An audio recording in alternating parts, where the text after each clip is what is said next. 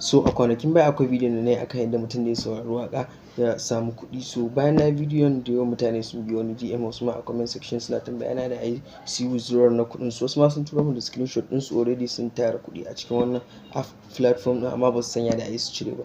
So a wannan bidiyon insha Allah zan nuna muku yadda za ku sauke kuɗin ku daga cikin wannan platform mai suna Mod Mobile. Ko yanda kuma ba su san menene wannan app ɗin ba, wannan Mod Mobile app ne wanda ka saurari waka ko ka kalli short videos su biya ka. So ga wanda bai san wannan app ɗin ba ko wanda ba, za ka iya zuwa ka kalli bidiyon mu na farko da ajiye muku link na wannan bidiyon a description na wannan bidiyon. Za ka iya zuwa ka kalli wannan bidiyon, sannan sai ka zo ka kalli wannan. So ba tare da ɓata lokaci ba, bari mu shiga cikin bidiyon, amma kafin nan kar ku manta da subscribe, ku yi like ma wannan bidiyon, sannan ku yi sharing ɗin su saboda ƴan uwa da yawa su amfana.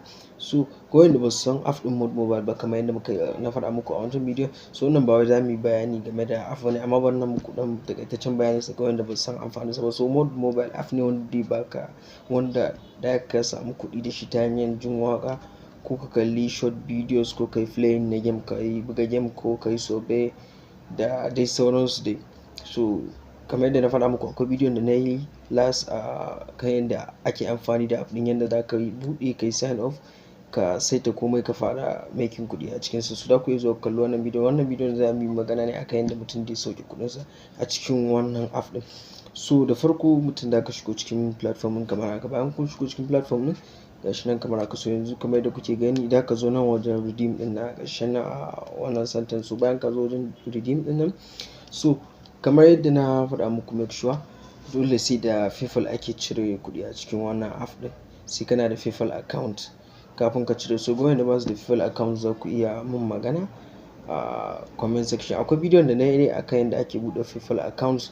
Idan kuma mutum bai wannan ba, za ka iya mun mana magana, za mu buɗe maka PayPal account wanda kana receive da sending na kuɗi a cikinsa.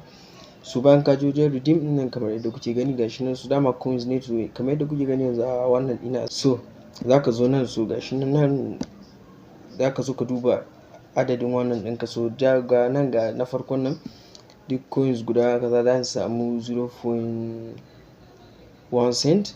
So gashi nan kamar yadda kuke gani gashi nan. So iya adadin coins ɗinka, iya adadin kuɗin da za ka yi redeem. So kamar yadda kuke gani, idan na zo can ƙasa gashi nan, ni nawa har na wuce na $10 ma, zan iya redeem na over $10. So yanzu ban na shiga kansu. So kai ma haka za ka iya duba sauran ka ga iya adadin coins ɗinka, iya na kuɗin da kake samu, iya kuɗin da za ka samu kamar yadda kuke gani. So ni ban na shiga na $10 ɗin nan.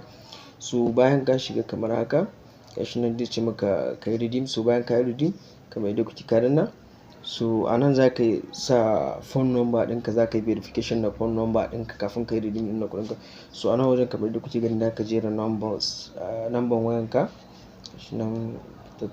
Idan ka sa number wayanka kamar yadda kuke gani, za ka danna confirm. So bayan ka danna, za su tura maka da code.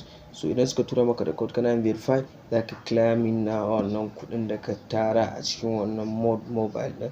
So sometime wani lokaci code ɗin su yana baya zuwa da wuri. So da haka za ka jira shi. Idan suka tura maka, za ka saka, shikenan za ka yi redeem na kuɗinka a cikin PayPal account ɗinka, ka je ka yi changes da ya dawo naira, ka yi amfani da kuɗinka. So wannan shine hanyar da ake cire kuɗi a cikin Mod Mobile app. Kamar yadda na faɗa muku, abin da kake da bukata shine PayPal account. So ga wanda ba su da PayPal account, akwai bidiyon da na yi akan yadda ake create na PayPal account, wanda za ka na send da receive. Za ka iya zuwa kalli wannan bidiyon kai ma ka buɗe naka PayPal account. Ga wanda suke so kuma buɗe musu, za ku iya mun magana a comment section na wannan bidiyon, ko kuma ku duba kuma magana. Akwai Telegram account ina, akwai link a description, da ku iya magana direct. Za mu buɗe muku PayPal account wanda da kuna receive da send. So idan kun ji wannan bidiyon, kar ku manta da subscribe, ku yi like ma wannan bidiyon, sannan ku yi share ɗinsa, sannan ku yi comment, saboda ta wannan hanya biyu ne kawai YouTube da su watsa videos ɗina.